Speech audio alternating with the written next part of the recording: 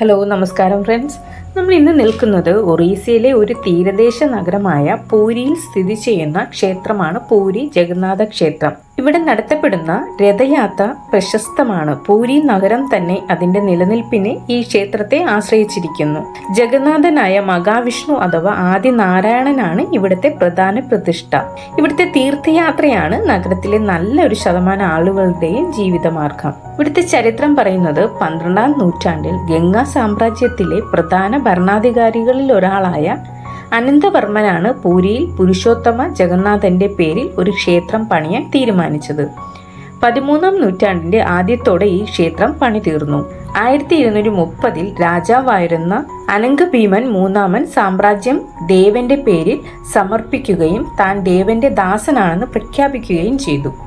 ഒരു തീർത്ഥാടന കേന്ദ്രം എന്ന നിലയിൽ പ്രശസ്തി ആർജിച്ച ക്ഷേത്രത്തിന്റെ സാമൂഹിക രാഷ്ട്രീയ കാര്യങ്ങളിലുള്ള പ്രസക്തിയും കാലക്രമേണ വർദ്ധിച്ചു വന്നു.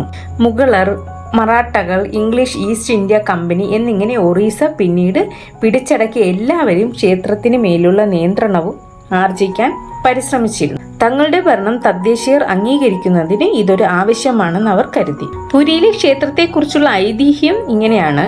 ഇന്ദ്രദ്യുമ്ന രാജാവ് വിഷ്ണുവിനെ തേടി ബ്രാഹ്മണരെ പല ദിക്കുകളിലേക്ക് അയച്ചു. ഒരു ബ്രാഹ്മണന് മുൻപിൽ ജഗന്നാഥൻ അഥവാ വിഷ്ണു ഒരു നീലരത്നത്തിന്റെ രൂപത്തിൽ പ്രത്യക്ഷനായി. സന്തോഷവാനായ ബ്രാഹ്മണൻ ഈ വിവരം രാജാവിനെ അറിയിക്കുകയും ചെയ്തു. എന്നാൽ രാജാവ് ഈ സ്ഥലത്തെത്തിയപ്പോഴേക്കും ദൈവത്തെ കാണാനുണ്ടായിരുന്നില്ല.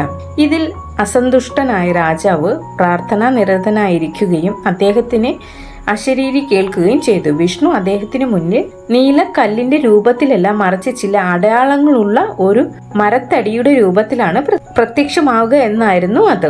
ഇങ്ങനെ വെള്ളപ്പൊക്കത്തിൽ അദ്ദേഹത്തിന് ഈ വിധമുള്ള ഒരു മരത്തടി ലഭിക്കുകയും ഇന്ന് ജഗന്നാഥ ക്ഷേത്രം നിലനിൽക്കുന്നയിടത്ത് ഈ തടി കൊണ്ടുവരികയും ചെയ്തു. ഈ തടിയിൽ ജഗന്നാഥന്റെ വിഗ്രഹം തീർക്കുന്നതിനായി ഇന്ദ്രദ്യുമ്നൻ തച്ചന്മാരെ വിളിച്ചു വരുത്തി. എന്നാൽ ഈ തച്ചന്മാരുടെ ഉളികൾക്ക് ഈ മരത്തടിയെ ഭേദിക്കാനായില്ല.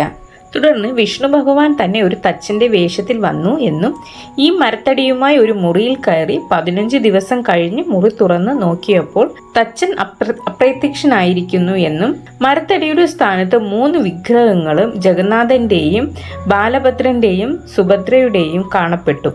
അങ്ങനെ പൂരിയിലെ വിഗ്രഹങ്ങൾ വിഷ്ണു തന്നെ നേരിട്ട് നിർമ്മിച്ചു എന്ന് വിശ്വസിക്കുന്നു.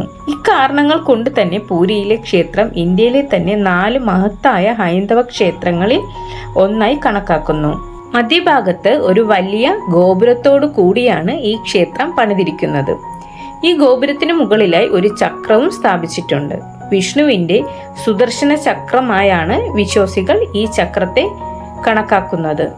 വെള്ള പൂശിയിരിക്കുന്നതിനാൽ ഇതിനെ വെളുത്ത ഗോപുരം എന്നും പൂരി നിവാസികൾ വിളിക്കുന്നു. സാധാരണ ഹിന്ദു ക്ഷേത്രങ്ങളിൽ കാണപ്പെട്ടുള്ളതുപോലെ 4 മണ്ഡപങ്ങളാണ് ഈ ക്ഷേത്രത്തിനുമുള്ളത്. വിഗ്രഹങ്ങൾ സ്ഥാപിച്ചിട്ടുള്ള ഗർഭഗൃഹം, ഭക്തർക്ക് പ്രാർത്ഥിക്കുന്നതിനും മറ്റു ചടങ്ങുകൾക്കുമായുള്ള മണ്ഡപം, നൃത്തങ്ങൾക്കായുള്ള തൂണുകൾ ഉള്ള നൃത്തമണ്ഡപം, കാഴ്ചക്കാർക്കുള്ള മണ്ഡപം എന്നിവയാണവ. ക്ഷേത്രത്തിലെ പ്രവേശനം ഹിന്ദുക്കൾക്ക് മാത്രമായി പരിമിതപ്പെടുത്തിയിട്ടുണ്ട്. 3 വിഗ്രഹങ്ങളാണ് ഈ ക്ഷേത്രത്തിലുള്ളത്. ജഗന്നാഥൻ അഥവാ കൃഷ്ണൻ, സഹോദരനായ ബാലഭദ്രൻ, സഹോദരി സുഭദ്ര എന്നിവരുടെ വിഗ്രഹങ്ങളാണിവ. ബാലഭദ്രന്റെ വിഗ്രഹം 6 അടി ഉയരമുള്ളതും വെളുത്ത ചായം പൂശിയതുമാണ്. സുഭദ്രയുടേത് 4 അടി ഉയരവും മഞ്ഞ നിറത്തിലുള്ളതുമാണ്. ജഗന്നാഥന്റെ വിഗ്രഹം 5 അടി ഉയരവും കറുത്ത നിറത്തിലുള്ളതുമാണ്.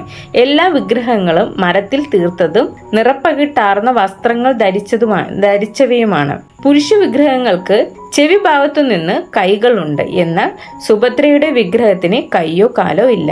മരത്തിൽ തീർത്തതിനാൽ ഈ വിഗ്രഹങ്ങൾ ഇടയ്ക്കിടെ പുനർനിർമ്മിക്കേണ്ടതുണ്ട്. ദൈവിക വെളിപാട് കിട്ടുമ്പോഴാണ് ഇവ പുനർനിർമ്മിക്കുന്നത് എന്ന് പറയപ്പെടുന്നു. അങ്ങനെ 12ഓ 24ഓ വർഷം കൂടുമ്പോഴാണ് ഇവ പുനർനിർമ്മിക്കുന്നത്. പുതിയ വിഗ്രഹം പ്രതിഷ്ഠിക്കുന്നതിനും ചില ചട്ടവട്ടങ്ങളുണ്ട്. വിഗ്രഹങ്ങൾ ആര്യവേപ്പിന്റെ തടിയിലാണ് തീർക്കേണ്ടത്. ഇതിനായി തിരഞ്ഞെടുക്കുന്ന മരത്തിൽ പക്ഷികളുടെയോ മറ്റോ കൂടുകൾ ഉണ്ടായിരിക്കരുത്. മറ്റൊരു വൃക്ഷത്തിന്റെ നിഴൽ വീഴുന്ന വൃക്ഷമായിരിക്കരുത്. താഴെ പാമ്പുകൾ അധിവസിക്കുന്ന വൃക്ഷമായിരിക്കണം. ഇതിനു പുറമെ മരത്തിന്റെ തൊലിക്കടിയിൽ വിഷ്ണുവിന്റെ കയ്യിലുള്ള ശംഖിന്റെയും ചക്രത്തിന്റെയും അടയാളവും ഉണ്ടായിരിക്കണം. രഥോത്സവം അഥവാ ജഗന്നാഥോത്സവം ഇവിടുത്തെ തദ്ദേശീയ ഉത്സവമാണെങ്കിലും ഏതാണ്ട് 8 ലക്ഷത്തോളം പേർ ഇവിടെ എത്തി ഈ ഉത്സവത്തിൽ പങ്കെടുക്കുന്നു. ആഷാഢ മാസത്തിലാണ്, അതായത് ജൂൺ ജൂലൈ മാസങ്ങളിൽ രഥോത്സവം നടക്കുന്നത്. ഇന്ത്യയുടെ എല്ലാ ഭാഗങ്ങളിൽ നിന്നുമുള്ള ജനങ്ങളും സന്യാസികളും ഈ ആഘോഷത്തിൽ പങ്കെടുക്കാൻ എത്തുന്നു. ഈ ഉത്സവത്തിന്റെ പ്രധാന ചടങ്ങാണ് രഥയാത്ര. ക്ഷേത്രത്തിലെ വിഗ്രഹങ്ങളെ വലിയ രഥങ്ങളിലേറ്റി ക്ഷേത്രത്തിൽ നിന്ന് ഏതാണ്ട് 2 മൈൽ ദൂരെയുള്ള ഗുണ്ടിച്ചബാരി എന്ന സ്ഥലത്തേക്ക് കൊണ്ടുപോകുന്നു. ഒരാഴ്ചയ്ക്ക് ശേഷം ഈ വിഗ്രഹങ്ങൾ തിരിച്ച് ക്ഷേത്രത്തിലേക്ക് കൊണ്ടുവരുന്നു. ഗോകുലത്തിൽ നിന്ന് മധുരയിലേക്കുള്ള കൃഷ്ണന്റെ യാത്രയെ ഓർമ്മിപ്പിക്കുന്ന ഒരു ചടങ്ങാണ് ഈ രഥയാത്ര. ആഘോഷം ഏതാണ്ട് 50 അടി ഉയരവും 35 അടി വശവുമുള്ള ചതുരാകൃതിയിലുള്ള അടിത്തട്ടുമാണ് കൃഷ്ണ വിഗ്രഹം കൊണ്ടുപോകുന്ന രഥത്തിനുള്ളത്. 16 ചക്രങ്ങളുള്ള ഈ രഥത്തിന്റെ ഓരോ ചക്രത്തിനും 7 അടി വ്യാസവും കാണാം. ആയിരക്കണക്കിന് ആളുകൾ ഈ വൻ രഥങ്ങളെ തള്ളുകയും ഇതിനു മുൻപിൽ ബന്ധിച്ചിരിക്കുന്ന കയറുകൾ വലിക്കുന്നതിനായി മത്സരിക്കുകയും ചെയ്യുന്നു. ഈ 2 മൈൽ ദൂരം യാത്രയ്ക്ക് 2 ദിവസം വരെ നീണ്ടു നിൽക്കാറുണ്ട്. മഴയുള്ള സമയത്ത് രഥചക്രം മണലിൽ താഴ്ന്നു പോകുന്നതിനാൽ യാത്ര കൂടുതൽ ദുഷ്കരമാകുന്നു. ഏതാണ്ട് 1.5 ലക്ഷത്തോളം ജനങ്ങൾ അധിവസിക്കുന്ന ഒരു നഗരമാണ് പൂരി നഗരം. പറയത്തക്ക വ്യവസായങ്ങളോ മറ്റും ഈ നഗരത്തിലില്ല. ഈ ക്ഷേത്രത്തിലെ തീർത്ഥാടനത്തെ ആശ്രയിച്ചാണ് ജനങ്ങൾ ജീവിത വൃത്തി കഴിക്കുന്നത്. ക്ഷേത്രത്തോടനുബന്ധിച്ച് കരകൗശല പണികളും സത്രങ്ങളും ഭക്ഷണശാലകളും മറ്റുമാണ് ഇവിടുത്തെ ജനങ്ങളുടെ ഒരു പ്രധാന വരുമാന മാർഗം. ഇത്രയൊക്കെയാണ് പൂരി ജഗന്നാഥ ക്ഷേത്രവുമായി ബന്ധപ്പെട്ട വിശേഷങ്ങൾ. വീഡിയോ ഇഷ്ടപ്പെടുവാണെങ്കിൽ ലൈക്ക് ചെയ്യാനും സബ്സ്ക്രൈബ് ചെയ്യാനും മറക്കരുത്. താങ്ക്